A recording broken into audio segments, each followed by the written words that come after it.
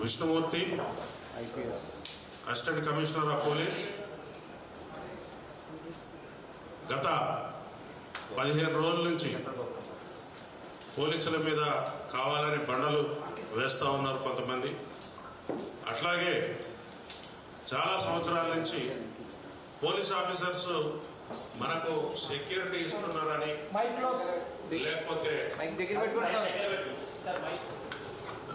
లేకపోతే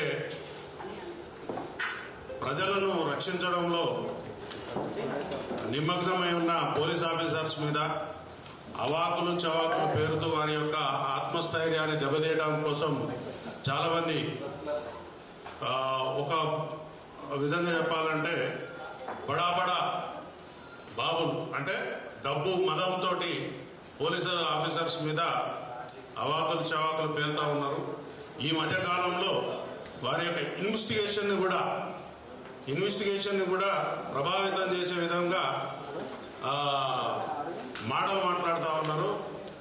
కొంతమంది ప్రెస్ కాన్ఫరెన్స్లు పెట్టి కూడా ముద్దాయిలుగా ఉన్నవాళ్ళు, కోర్టుల ముందు ముద్దాయిలుగా ఉన్నవాళ్ళు కూడా ప్రెస్ కాన్ఫరెన్స్లు పెట్టి మేము ఇది జడ్జిల పోస్టు వీళ్ళే చేస్తూ కొన్ని సంఘటనలను వీళ్ళు ప్రజల ముందు తప్పుగా ఎక్స్పోజ్ చేస్తూ ఉన్నారు. ఉదాహరణకు నిన్న ఒక ఫిల్మ్ యాక్టర్ ఒక ప్రెస్ మీట్ పెట్టి ఇది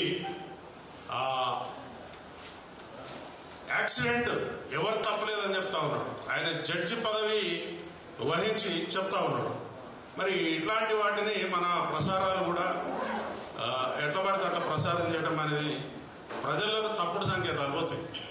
ఇప్పుడు ఎవరైనా కూడా అతని మీద ఎవరికి పగుండదు. ఆయన చేసే పని ఏదైతే ఉన్నదో ఇది ప్రజలకు, రాజ్యాంగానికి, చట్టాలకు లోబడి ఉందా లేదా అనేది వాళ్ళు తెలుసుకోవాలి ఫస్ట్. ఎందుకంటే ఆయన పాలు తాగే పిల్లోడు కాదు. 40 సంవత్సరాల పైబడ్డ వ్యక్తి ఎంత జాగ్రత్తగా ప్రవర్తించాలి, ఎంత హుందాగా ప్రవర్తించాలి. ఒక సెలబ్రిటీగా ఉన్న వ్యక్తి చట్టాలను చదువుకోవాలి, అతని యొక్క పరిధులు తెలుసుకోవాలి. చట్టం నీకు స్వేచ్ఛగా పరిగెత్తవలసిన అవకాశం ఇచ్చిందని మనం ట్రాఫిక్ సిగ్నల్ చేస్తుంటే ఎర్ర సిగ్నల్ పడ్డ తర్వాత కూడా మనం పరిగెత్తుకుంటూ వెళ్తామా? వెళ్ళం. అట్లాగే మన పరిధులను మనం ఏర్పాటు చేసుకుని పని చేసుకుంటూ పోతే నీకు ఏం ప్రాబ్లం ఉండదు, సమాజానికి కూడా ఏం ప్రాబ్లం ఉండదు. ఇవాళ మేము ప్రెస్ మీట్ పెట్టి మొత్తుకునే అవసరం కూడా ఉండదు. 1,30,000 మంది పోలీస్ కుటుంబాలు ఉన్నాయి. ఒక బందోబస్తు నిర్వహించాలని అంటే దాదాపు ఒక 1 వీక్ నుంచి ఆ స్కీమ్ని వేసుకుంటాం. మేము 1 వీక్ నుంచి ఆ స్కీమ్ వేసుకుని ఆ స్కీమ్ ప్రకారంగా డిప్లాయ్మెంట్ చేస్తాం.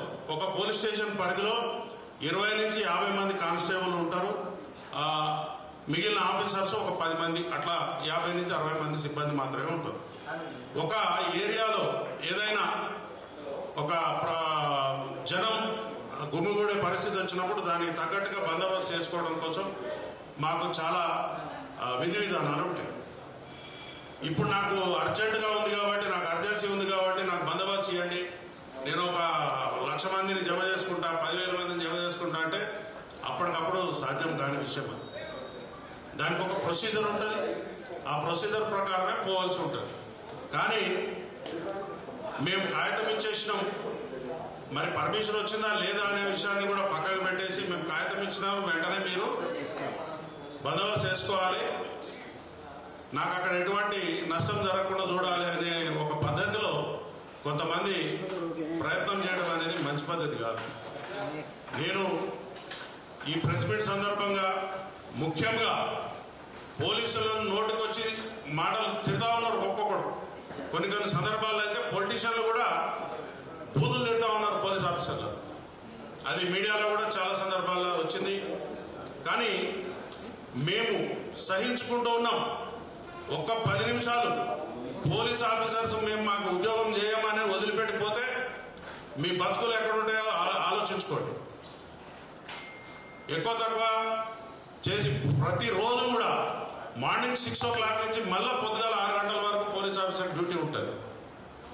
మరి భోజనం చేస్తాడా, మంచినీళ్ళు తాగుతాడా, ఆయనకి ఫెసిలిటీస్ ఉన్నాయా, ఇట్లాంటి వాటి గురించి ఎవ్వరు మాట్లాడరు.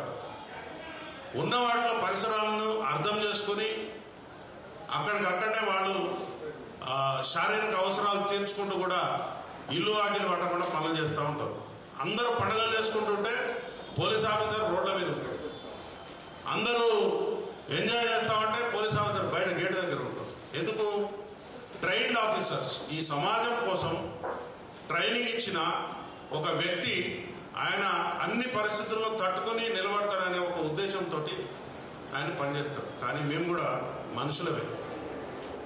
మనుషులమే, మాకు కూడా ఆకలి ఉంటుంది, దప్పిక ఉంటుంది, ఫ్యామిలీ ఉంటుంది, అన్ని విషయాలు ఉంటాయి. మరి మా యొక్క స్థితిని వీళ్ళు గమనించకుండా ఏదో ఒక నోటికొచ్చిన మాట మాట్లాడి అవమానపరచడం కోసం ప్రయత్నం చేస్తూ ఉంటే ఇది మంచి పద్ధతి కాదు. ఎవరి మీద ఎవరికి కోపాలు ఉండవు, తాపాలు ఉండవు. నువ్వు చట్టాన్ని అనుగుణంగా పనిచేస్తే నీకు ఒక మర్యాద ఉంటుంది. చట్ట ప్రకారం పోకపోతే మీకు రెస్పెక్ట్ ఉండదు. సింపుల్ విషయం ఇది. మీరు నాకు అక్కడ ఒక ఇన్సిడెంట్, నేను ప్రత్యక్షంగా చూడలేదు, కానీ ఆయన ప్రతి విషయాన్ని కూడా ప్రతి నిమిషానికి ప్రెస్ మీట్లు పెట్టడం, ఆయనకు నచ్చిన విషయాలు చెప్పడం, వదిలేయడం, ఈ సమాజాన్ని గందరగోళపరుస్తూ ఉన్నాడు. అసలు ముద్దాయిగా ఉన్నవాడు ప్రెస్ మీట్ పెట్టచ్చా? ఆయనకు అది అధికారం ఉందా? ఆయన వారి యొక్క అభిప్రాయాలను ప్రజల్లో చెప్పొచ్చా? ఆయన రిమాండ్ ఖైదీ, ఆయనకు ఇంటర్మ్ బెయిల్ అయితే వచ్చింది, కానీ ప్రెస్ మీట్ పెట్టే అధికారం ఆయనకు ఉన్నదో లేదో నాకు తెలియదు, వారే చెప్పాలి. మరి ఇంకో విషయం కూడా చెప్పారు నిన్న. ఏం చెప్తా ఉన్నాడు? మీనాటి ఒక మిత్రుడు ఆయన ప్రశ్న అడిగితే ఆ విషయాలు చెప్పకూడదండి, నేను కొంత అమౌంట్ ఇస్తున్నా, మా సుకుమార్ గారు ఇస్తున్నారు, ఇంకొకళ్ళు ఇస్తున్నారు, దాన్ని ట్రస్ట్ పెట్టి మేము వేరే రకంగా దాన్ని ప్లాన్ చేస్తున్నామని చెప్పినాడు ఆయన. ఆ విషయం చెప్తే ఏమవుతుంది? ఆయన కేసులో ముద్దాయి ఎవరైతే బాధితులు ఉంటారో వాళ్లకు ఇండైరెక్ట్గా బ్రైబ్స్ ఇవ్వడం కిందకి వస్తుంది. అసలు ఈ విషయాలన్నిటి కూడా కోర్టు వారి దృష్టికి తీసుకుపోయి ఆయన బెయిల్ క్యాన్సిల్ చేయవలసిన అవసరం ఎంతైనా ఉంటుంది. ఎందుకంటే చట్టవిరుద్ధంగా ఆయన ప్రెస్ మీట్లు పెట్టడం, ప్రజలను గందరగోళం చేయడం, లేకపోతే ఒక డిపార్ట్మెంట్ మీద మాకెవరు మంచిగానే ఉన్నారని చెప్పుకుంటూ కూడా బండలు ఇసిరేయడం అనేది మంచి పద్ధతి కాదు. మీరు చూశారు, ఏ పోలీస్ ఆఫీసర్ కూడా నన్ను సంప్రదించలేదు, చేతులోకమని చెప్పారు. ఆయన కాన్వాయ్ దగ్గర ఎవరైనా పోలీస్ ఆఫీసర్ మీకు కనిపించినారా? ఎంతో దూరంగా ఉన్నారు, 2 మీటర్లు 3 మీటర్లు దూరం ఉన్నారు. ఆ వెహికల్ దగ్గర ఎవరైనా కనిపించారా? చాలా మీడియాలో చాలా క్లిప్స్ వచ్చినాయి. ఆయన అక్కడ ఏం జరిగిందో అనే విషయాన్ని పక్కకు పెడితే ఆయన ఒక బాధ్యత గల పౌరుడిగా ప్రవర్తించలేదు అనే విషయాన్ని చెప్పగలం. ఎందుకంటే ప్రాథమిక హక్కులు ఎంతైతే కఠినంగా మనం అమలు పరచాలని కోరుకుంటామో ఆయన యొక్క విధులు కూడా ఉంటాయి. ఒక మనిషి బాధ్యతలు, విధులు ఉంటాయి. లేమ్యాన్, చదువురాని వాడు, ఈ సమాజంలో ఎటువంటి ప్రాతినిధ్యం లేనివాడు, నాకు ఈ చట్టాల గురించి తెలియదంటే నడుస్తుంది. కానీ నువ్వు సెలబ్రిటీగా ఉండి, నువ్వు కొన్ని వ్యవస్థలను శాసించే పరిస్థితిలో ఉండి, నువ్వు తిరగబడే పరిస్థితిలో ఉండి నాకు చట్టం తెలియదు, నేను వెళ్తా, నేను ఉంటా అంటే ఇట్ ఈస్ నాట్ కరెక్ట్. ఇంకొక విషయం ఏంటిదంటే, నా దగ్గర డబ్బులు ఉన్నాయి కదా అని 50 మందికి మనుషుల్ని పట్టుకుని పోయి ఎక్కడ పడితే అక్కడ దౌర్జన్యం చేయటం అనేది కూడా కరెక్ట్ విషయం కాదు. వారు ఆ బౌన్సర్లను పెట్టుకుని బయటకు వచ్చే సందర్భంలో కూడా వారికి పర్మిషన్ ఉందా?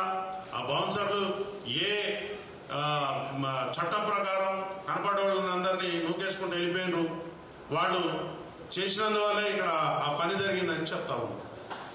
ఒక వ్యక్తి మరణిస్తే కనీసం తోలబోయేటోళ్ళు ఆ దగ్గర నుండి ఏం జరిగిందని కనీసం 1 నిమిషం ఆగి వెళ్తారు. చిన్న యాక్సిడెంట్ అయితే, ఒక కుక్క పిల్ల చనిపోతే, లేకపోతే ఒక పశువు చనిపోతేనే మనం ఆగి దాని గురించి తెలుసుకుంటాం. నీ కళ్ళ ముందు ఇంత వ్యవస్థ జరిగి 2 మనుషులు శవాల్లా పడిపోయి ఉంటే మీరు ఎట్లా వెళ్ళిపోతారు? సామాజిక బాధ్యత మీకుందా? సామాజిక స్పృహ మీకున్నదా? వెళ్ళిపోయిన తర్వాత ఆయన కళ్ళలో నాకు ఎటువంటి పశ్చాత్తాపం కనిపించలేదు. నేను ఏమి సక్సెస్ మీట్లు పెట్టుకోలేను, ఈ 15 రోజుల నుంచి సక్సెస్ మీట్లు జరగట్లేదు అనే బాధపడి కనపడుతున్నది, నేను పోలేకపోతున్నా అనుకుంటున్నాడు తప్ప వారు చాలా సక్సెస్ మీట్లు అటెండ్ అయ్యారు. అదేవిధంగా వాళ్ళ ఇంటిని ఒక కళ్యాణ మండపం, ఒక విలాసవంతమైనటువంటి ఇచ్చేసి వచ్చేవాడు పోయేవాడు చాలా మందితో ఆయన చాలా హ్యాపీగా గడుపుతారు. మరి సమాజం, ఈ చట్టం, ఈ రాజ్యం ఏం చెప్తుందండి? ఎవరైతే బాధితులు ఉంటారో వాళ్ళ పక్షాన చట్టం మాట్లాడుతుంది, మనం మాట్లాడాలి. నువ్వు బాధితుడువా? ఏ విధంగా బాధితుడివి? పైసలు సంపాదించుకుంటే లెక్కలు చూసుకుంటా ఉంటుంది. నీకు అవకాశం కుదిరినప్పుడు లేకపోతే నీ మీద ఎవరన్నా ఏదన్నా అన్నప్పుడు ఒక ప్రెస్ మీట్ పెట్టి ఒక బట్టగాల్చి మీద పడేసి వెళ్తున్నారు. నిన్న మీరు ఏం చేశారు? పోలీస్ ఆఫీసర్స్ నాకు చెప్పలేదు అన్నారు. పోలీస్ ఆఫీసర్స్ చెప్పలేదు, నేను వెనక పంపిస్తే పోతావా? అది రాత్రి పూట కాబట్టి అక్కడ జరిగిన సంఘటనకు ఎవరైతే సినిమాలకు వచ్చారో వాళ్ళు మాత్రమే అక్కడ చూడగలిగారు. కానీ అదే ఒక డే టైం అయితే అక్కడ ఎంత రచ్చ అయి ఉండేది, అక్కడ లా అండ్ ఆర్డర్ని అదుపు చేసే పరిస్థితి ఉండేదా? మీరే చెప్పాలి. ఎందుకంటే అవాంఛనీయ సంఘటనలు జరుగుతాయి. ఇక్కడ జరిగిన వాడు బాధితుడు కాకుండా పక్కనోడు కూడా ఏదో ఒక పని చేసిపోతాడు. అంత చిన్న ఇరుకైన స్థలంలో ఇంతమందిని గ్యాదరింగ్ వద్దు అని చెప్పి మా పోలీసు వారు చెప్పిన తర్వాత కూడా పోలీసు వారు ఎట్లా చెప్తారు సార్ అని మీరు అంటారు. ఒక అప్లికేషన్ నా దగ్గరికి వస్తుంది, ఆ అప్లికేషన్ మీద నేను ఎటువంటి రెస్పాన్స్ ఇవ్వకపోతే దాని మీద మీరు మాకు పర్మిషన్ వచ్చిందా లేదా అని కాగితం మీద రాపించుకుని తీసుకుపోవాల్సినటువంటి బాధ్యత ఎవరైతే నిర్వాహకుడు ఉంటాడో అతనికి ఉంటుంది. సింపుల్ విషయాలు. మనం ఒకళ్ళ ఇంటికి పోతాం, తలుపు కొడతాం, తలుపు తీయలేదని చెప్పి సక్క ఇంట్లో పోయి కూర్చుంటామా? నేను తలుపు కొట్టిన సార్ చాలాసేపు అడిగినా. నీకు ఒక బాధ్యత ఉంది, రెస్పాన్సిబుల్. అది పబ్లిక్ ప్లేస్. నువ్వు బాధ్యత ఉన్నప్పుడు ఆ రెస్పాన్సిబిలిటీని భుజం మీద తీసుకోవాలి. నువ్వు తెలుసుకోవాలా? తెలవకపోతే తెలుసుకోవాలి. కానీ నీ సినిమాలలో కూడా ఏం పెడుతున్నావు? ఓ పోలీస్ ఆఫీసర్లను నంగా చేసి బట్టలు ఇప్పి ఆ ఆఫీసర్ల మీద నువ్వు తుపాకులు పెట్టుడు, లేకపోతే ఇంకో రకంగా ఇంకో నీచమైనటువంటి ఇచ్చేసి. అసలు ఈ సెన్సార్ వాళ్ళు ఏ రకంగా ఈ పర్మిషన్లు ఇస్తున్నారో అర్థమైంది. ఒక బాధ్యత కలిగినటువంటి ఒక పదవులు ఉన్నటువంటి ఒక పోలీస్ ఆఫీసర్ క్యారెక్టర్ నువ్వు తీసుకుని ఆయన బట్టలు చింపేసి రాత్రిపూట నువ్వు బట్టలు చింపి పోలీస్ స్టేషన్ వదిలిపెడితే ఆ పోలీస్ స్టేషన్ కుక్క కూడా ఆయనను గుర్తుపట్టదు. అట్లాంటి పరిస్థితులు నువ్వు సినిమా తీసే పద్ధతి అదే. నువ్వు సమాజానికి ఏమైనా సమాచారం ఇస్తున్నావు? పోలీసుల మీద పబ్లిక్ తిరగబడమంటున్నావా? మరలవాడి పోలీసుల మీద చట్టాన్ని చేతిలో తీసుకుని పబ్లిక్లో అన్రెస్ట్ చేయాలని చూస్తున్నావా? స్టేట్ అనేది ఏంటిది? రాజ్యం అనేది, రాజ్యంలో ఒక పద్ధతి ఉంటుంది, దానికి ఒక రాజ్యాంగం ఉంటుంది, చట్టాలు ఉంటాయి. చట్టాల ప్రకారం మనం బతకాల్సిన అవసరం ఉంటుంది. ఎవరైనా కూడా ప్రతి విషయాన్ని కూడా మన సొంతంగా చేతుల్లో తీసుకోకూడదు. ఇంట్లో కూడా నీ పిల్లల్ని నువ్వు కొడతావంటే 1-2 సార్లు వాడు బలవాడతాడు. మనం ఒక సొసైటీలో ఉన్నాం. ఆ సొసైటీ యొక్క కట్టుబాట్లు ఉంటాయి. కట్టుబాట్లు అంటే చట్టాలు ఉంటాయి. నువ్వు ఎలా బిహేవ్ చేయాలో ఉంటుంది. అవన్నీ తెలుసుకోవాల్సిన బాధ్యత ఉంటుంది. నువ్వు నాకు హక్కులు, నీకు హక్కు అంటే తెలియదు, బాధ్యత అంటే తెలియదు. నీకు బాధ్యత లేని సమాజం బిడ్డ అని నేను భావిస్తున్నాను. ఎటువంటి బాధ్యత లేదు. 130 మంది 1,30,000 కుటుంబాలు ఉన్నటువంటి పోలీస్ డిపార్ట్మెంట్ ఈ సమాజాన్ని ఆర్డర్లో పెట్టడం కోసం అనునిత్యం ప్రతిరోజు ప్రతి క్షణం పనిచేస్తా ఉంది. నీలాంటి వీరులు శూరులు చాలా మంది వచ్చారు, కాలగర్భంలో కలిసిపోయారు. నువ్వేదో సినిమాలో డైలాగులు వేసి అది లేదు ఇది లేదు చేస్తే మొత్తం నీ రీళ్ళన్నీ కట్ అయిపోతాయి. నీ రీళ్ళన్నీ కట్ చేస్తాం. ఒక పోలీసు కూడా నీ దగ్గర రావద్దని మేము చేసినాం అనుకో, ఎట్లుంటుంది? రేపు నువ్వు పబ్లిక్లో తిరగలుగుతావా? ప్రైవేట్ సైన్యాన్ని పైవాళ్ళను నల్ల బట్టలు వేసుకుని ఆయనకి ఏం తెలుసు? ట్రైనింగ్ చేసిండు ఆయన. చట్ట ప్రకారం ఆయనకు ఉందా? చట్ట ప్రకారం ఆయనకు తుపాకులు పట్టుకుని నీ వెనకాల పబ్లిక్ని దొమ్మిలకు ఉసుకొల్పే అధికారం ఉందా మీకు? లేదు. చక్కగా సన్నాయి నొప్పులు నొక్కుతా ఉన్నారు అక్కడ వచ్చి. మీరు అసలు రెస్పాన్సిబిలిటీ లేదు నీకు, పబ్లిక్ రెస్పాన్సిబిలిటీ లేదు. వచ్చినావు ఈ జూబ్లీ హిల్స్ లాంటి ఇవి తెలంగాణ గడ్డకు హృదయం లాంటి జూబిలీ హిల్స్ లా రూపాయలు ఖర్చు పెట్టకుండా భూములు జాగ్రత్త వచ్చినాయి మీకు. అవి పబ్లిక్ పైసలు, ప్రజల యొక్క సొమ్ము. నువ్వు ఒక ఇండస్ట్రీని డెవలప్ చేస్తావని చెప్పి మీకోసం మా త్యాగాల మీద మేము ఇచ్చిన సొమ్ము తీసుకున్నారు. ఎంజాయ్ చేయండి, కట్టుకున్నారు, లీజ్ అయిందా ఉండండి. కానీ మీరు అక్కడ ఎటువంటి దుర్మార్గాలు చేస్తున్నారు అంటే అడిగేటోడు లేడని, క్వశ్చన్ చేసేటోడు లేడని మీ ఇష్టం వచ్చినట్టు నాటకాలు చేసుకుంటూ పోతే సమాజం ఊరుకో. ముఖ్యంగా ఎవడో ఒకడిగా కడుపు మండుతుంది, దానికి తీవ్రంగా మీరు భారీ మూల్యం చెల్లించవలసి ఉంటుంది. చట్టం, యాక్ట్, చట్టం తెలుసుకుని చట్టాన్ని గౌరవిస్తూ చట్ట పరిధిలో ఉంటేనే ఈ దేశంలో పౌరుడవుతావు. లేకపోతే ఈ రాజ్యంలో నీకు ఎటువంటి స్థానం ఉండదు. నాకు కొమ్ములు ఉన్నాయి, లేకపోతే నాకు అపరిమితమైనటువంటి పవర్స్ ఉన్నాయి, నాకు తుపాకులు ఉన్నాయి, కత్తులు ఉన్నాయి, కటారులు ఉన్నాయి అంటే ఏం జరిగింది? మొన్న మీ సోదర సభ్యులు ఇచ్చిన తుపాకులు వాపసు ఉంచుకున్నారు. పబ్లిక్ అన్రెస్ట్ అయితే ఏమైంది? మీకు ఊర్లో వదిలిపెట్టి పారిపోవాల్సిన పరిస్థితి వచ్చింది. మీరు చక్కగా ఉన్నారు, మీరు కోర్టు తలుపు తట్టారు, మీరు కోర్టు యొక్క నిబంధనలను తూచా తప్పకుండా పాటిస్తూ మీరు చట్టబద్ధమైనటువంటి జీవితాన్ని గడిపితే ఎవరికి అభ్యంతరం లేదు. పొద్దున్న లేచి టీవీ పెట్టగానే వాడిని తిట్టాడు, వీడిని తిట్టాడు. ఏంటిదండి ఇది? What is this? We are in the society. నువ్వు ఏమనుకుంటున్నావు? నీ పైమానగిరి ఎవడి ముందు చూపిస్తున్నావు? నీ ఇంట్లో నీ కాంపౌండ్ లోపల చూపించాలి. ఎట్లా మీరు చట్ట పరిధిలో ఉన్నటువంటి అంశాల మీద స్పందిస్తారు? ఎట్లా మీరు ఇది కాదు అని చెప్తారు? మీ దగ్గర ఏమి ఏజెన్సీ ఉంది? ఈరోజు డెమోక్రసీకి దేవాలయం లాంటి మన అసెంబ్లీలో ఒక వ్యక్తి ఒక చిన్న కేసు గురించి 1 గంట ప్రజా ధనం వృధా అయిందనంటే మీరు ఈ రాష్ట్రాన్ని ఏ స్థాయిలో ఇబ్బంది పెడుతున్నారో అర్థం చేసుకోండి. అన్ని పనులు ఇచ్చిపెట్టుకుని ఇది ఇట్లాంటిది ఒక కామన్ కేసు. అది నువ్వు చట్టపరంగా నువ్వు నిర్దోషమైతే ముద్దాయి ఉన్నావు, నీకు ప్రొసీడింగ్స్ ఉంటాయి, దాని ప్రకారంగా నువ్వు వెళ్ళాలి, లా ప్రకారంగా నడుచుకోవాలి, తీపించుకోవాలి. నీ మీద కేసు లేదు. కానీ నువ్వు ఇట్లా పబ్లిక్లో రచ్చరచ్చ చేసి నేను డబ్బులు ఇస్తున్నా, ఎవడికి కావాలా నీ ముష్టి? నువ్వు 10 కోట్లు ఇచ్చి 50 కోట్లు ఇచ్చి 100 కోట్లు ఇచ్చినా పోయిన ప్రాణాన్ని తిరిగి తీసుకురాగలుగుతావా? మళ్ళా ఒక్కొక్కడు సన్నాయి నొప్పులు నొప్పుతా ఉన్నారు. పోలీసు వాళ్ళు మంచిగా ఉన్నంతసేపు మంచుకుంటారు. మాకు కానీ కష్టం కలిగి మమ్మల్ని కానీ తీవ్రమైనటువంటి మీ పదజాలంతో ఇబ్బంది పెట్టారంటే మాత్రం ఎక్కడెక్కడ ఏమేమి కట్ చేయాలని అన్ని కట్ చేస్తాం. Be careful my dear friends. మీరు చట్టాన్ని ఉల్లంఘించడానికి ప్రయత్నం చేస్తేనే మీరు ముద్దాయిలు అయిపోయారు. దానికి చట్టపరమైనటువంటి శిక్షలకు మీరు అర్హులవుతారు. కాబట్టి నేను ఇంకొక విషయం కూడా చెప్తాను. మీరు ఇంటి నుంచి బయటకు వెళ్ళేటప్పుడు, బయట నుంచి ఇంటికి వచ్చేటప్పుడు ఒక రకరకాల కాన్వాయ్లు దర్పం ప్రదర్శిస్తూ ఉంటారు.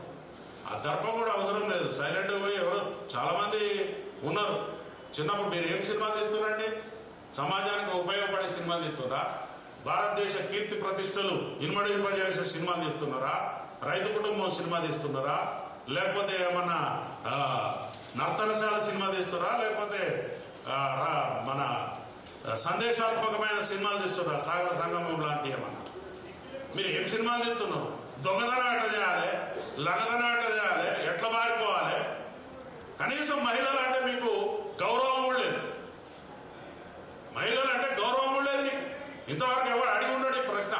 నువ్వు హీరోయిన్ పట్టుకుని ఏమంటావు? అరే 1000 రూపాయలు ఇస్తా, అది ముద్దు వేరే అడుగురా అంట. ఇదే నువ్వు నేర్పించేది? ఏం నేర్పిస్తున్నావు సమాజానికి? ఒకసారి సినిమా తీసేటప్పుడు మా బిడ్డలు గరీబోళ్ళు ఎందుకు తీసి నీ 3,000-5,000 రూపాయల టికెట్లు కొని ఎందుకు పోవాలి? దానికి ఒక హైప్ క్రియేట్ చేస్తున్నావు. దానికి ఒక థియేటర్ లేకుండా, ఇంకొక కొత్త సినిమా లేకుండా మీరు సినిమాలను పంచుకొని టైం